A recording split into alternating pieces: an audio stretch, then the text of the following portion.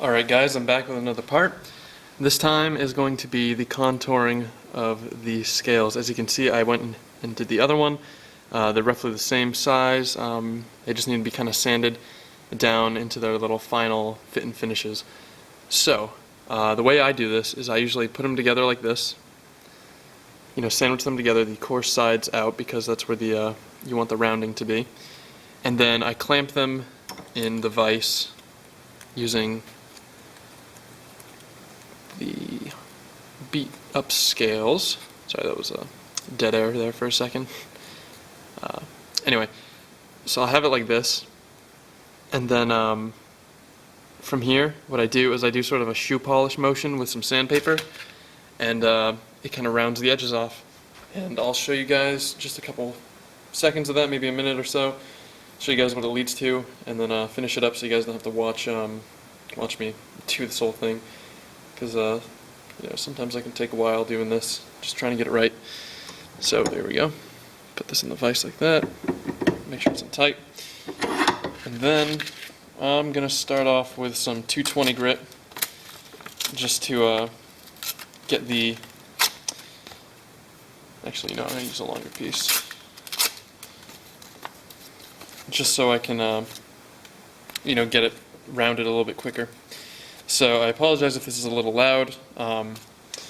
Remember, wear your masks or whatever respirators you use. So here we go.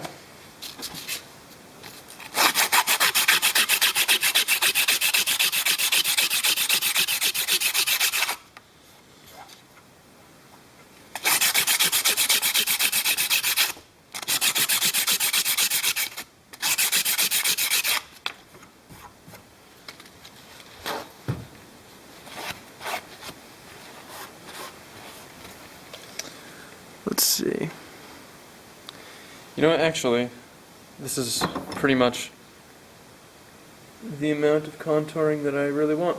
Is you can see it towards, if that'll focus, you can see it towards here that it's contoured, it's no longer a sharp edge. So I'm going to try to get that all the way around, and then I'll show you guys how to do the top part when I'm all done, and then I'll show you the final product before I put it permanently onto the Victorinox rover. So I'll see you guys in a second. Just going to finish this up real quick. Alright guys, I'm on to the rounding of this part, so I'm just going to show you this real quick. Also switched over to some paper towels. I just figured it's actually kind of easier than using these scales right now. By the way, this is not the best way to do it. This is the way I do it. If someone has any other ways that they could point out, I'd certainly love to hear them, because this isn't the best way, but it works. Anyway, you do the same shoe pattern, or shoe polishing motion, just on top.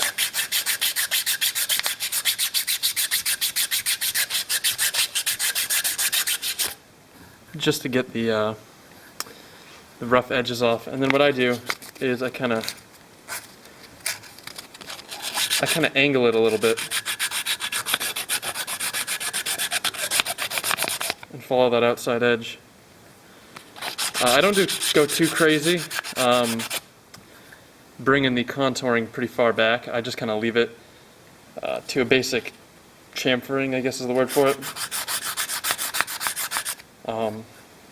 I know some people like really rounded ones.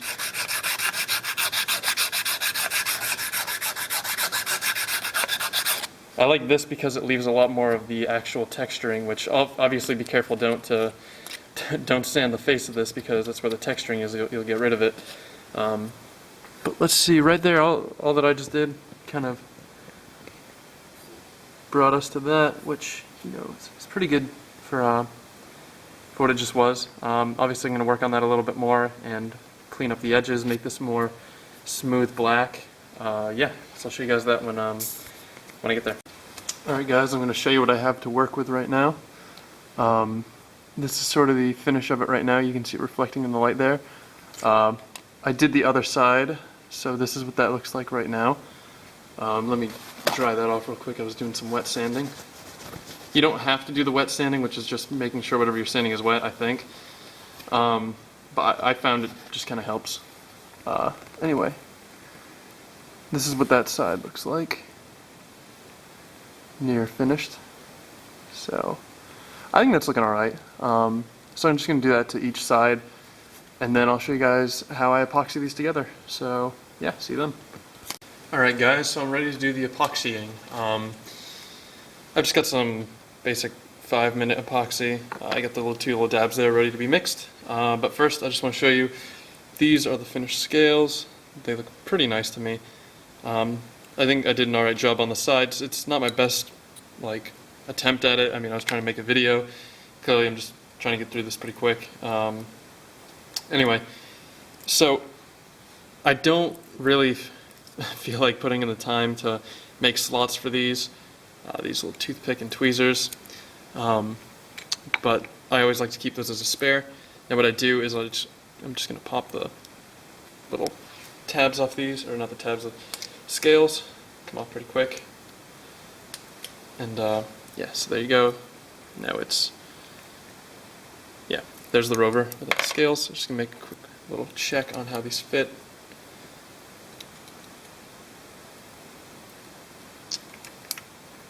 Oh, these fit pretty nice. That looks pretty good to me. Pretty cool. Awesome. So what I'm going to do is I'm going to mix that up, put it on each side really quick. Actually, I'm going to take the split ring off just because that's going to get in the way when I'm trying to do this. And plus I'm just going to replace it anyway with that lanyard. So what I like to use, I just stir it up with a scrap nail that we have, and then I always keep nail polish remover around, because that you don't want it getting on the blade or anything, or really inside these little screws here, or sorry, not the screws, the little back springs, because that would be very bad. Yeah, you want to keep your tools as, you know, epoxy joint free as you can. So what I'm going to do is I'm going to just try to get the mainly up here, maybe do a little bit on the sides, and then wipe off any excess with the nail polish remover, because that does a really good job at breaking it down and cleaning it off, as opposed to just water or a paper towel. Alright, so normally if you're doing this to one you use often, you want to clean the frame of these, or the steel the steel body. But mine, I mean, I've never really used it. This is just going to be for a kind of to have display piece, I guess. It doesn't really need that much cleaning, so I'm not going to do that. Plus, it'll stick fine. This stuff is good. Yeah, so we're just going to do this now. This is a this is a one-shot thing. If I mess this up, there's no going back. So you guys are going to watch it on video with me. So here we go. We're going to mix. And this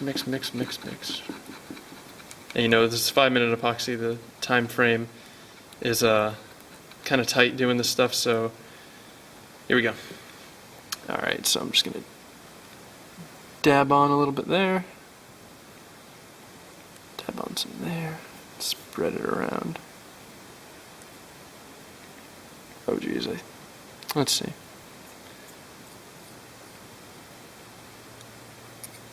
Yeah, I think this will do good.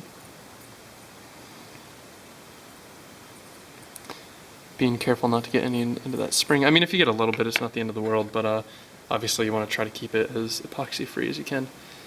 Alright, so this is going on, and now what I do is I open up all the tools so I can get into the sides really quick, squeeze it down tight, and clean off any epoxy before it gets a chance to harden. So as you'll see over here, I'm going to squeeze this a little bit. Yeah, you can see the epoxy kind of shining there. What you want to do is you just want to take your nail polish remover and go ahead and wipe it. Again, you want to use some respiration for this. I have a window open actually at the moment, so I think I'm good. This stuff isn't too toxic, but you honestly don't even want to take that risk. So, all right, I'm just going to dry that off with another paper towel and then take another look at it just to make sure that we got all the stuff. And I'm going to kind of open and close the blades just so they kind of disrupt any setting epoxy. Alright, cool. Seems like it's doing alright. Awesome. I'm just gonna wipe down a little bit more of this. Get the tops. Sorry, that was off camera. Yeah, you just want to get the tops of this and then the sides here, and just going to close that again, get it there. Yeah, so that's really all there is to it. Oh, I actually put this down in the, that's a bummer. Not a big deal though. Alright, so here we go, we're going to try it with the other sides now. Okay. Mix this up again, get some on the nail. Can you get it so it's not going to make a giant glob? That's what you want to avoid, because when you do that, it spreads out and you really don't know where it's going. So try to get a thin layer, but not too thin where it won't actually be good enough. Sorry, that's off camera. Yeah, so, and I mean, you might want to practice this first with, like, I don't know what you actually would practice this with, so never mind. It's one of those things you just gotta commit to. Alright, that looks good enough to me, so we're gonna toss this on here now. Sweet, and then squeeze it down just like before. Wipe off any excess epoxy.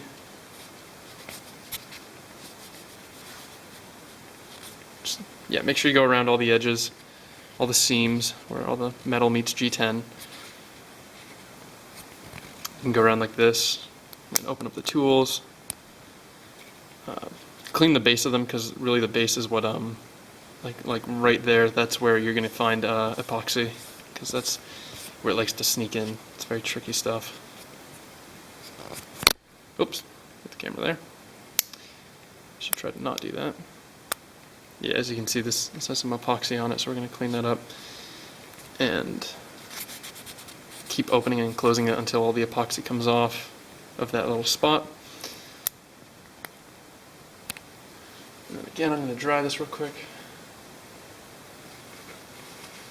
just to get all the nail polish remover off so I can see if there's any epoxy still leaking out the sides, which there is. So, but yeah, the little slip joint areas, the back springs for the tools, they don't seem like they're gunked up at all. I mean, it's pretty easy to open this thing still. So yeah. Now this stuff, it says 5 minutes, but that just means 5 minutes until it reaches about 75, I think it is, % of its strength and hardening. So obviously you're going to want to leave this overnight if you wanted an absolute hardness. Honestly though, what I tend to do is I mean, it's not like you're going to do anything crazy with these, so they're fine if you just want to kind of hold on to them tight for a little bit, and then you know, just make sure you're not prying at them, doing anything ridiculous.